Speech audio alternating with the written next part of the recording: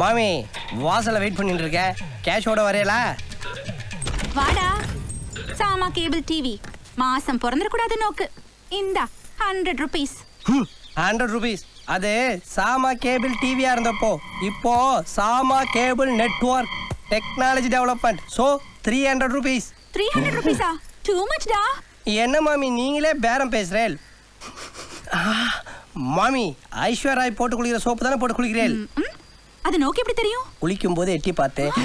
நீங்க வேற அந்த சோப் போட்டு குளிச்சுட்டு எப்போ வாசகதவை தரப்பேல்னு அகரகாரமே ரோபோ படம் ரிலீஸ்க்கு வெயிட் பண்ற மாதிரி வெயிட் பண்ணிட்டு இருக்கு. என்னமோடா நீ சொன்ன சரியா தான் இருக்கும். மான் மடிச்சிட்டா. 300 rupees தானே? ஓ வெச்சுண்டேதான் விளையாடல. கொடுங்க கொடுங்க மாமி. இந்தா.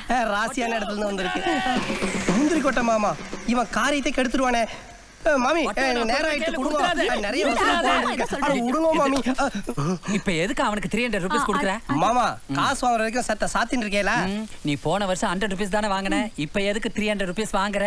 Tell me the reason. மாமா ஆல்ரெடி நோக்கு முந்திரி கொட்டை மாமான்னு ஒரு பேர் உண்டு தெரியுமோன்னோ? அந்த பேரை வச்சதே நீ, அதை ஸ்ப்ரெட் அவுட் பண்ணதும் நீ தான். நேக்கு நன்னா தெரியும்டா. Tell me the reason. Reason ரேஷன்லாம் சொல்ல முடியாது. ஆல்ரெடி மாமிகிட்ட சொல்லியாச்சு.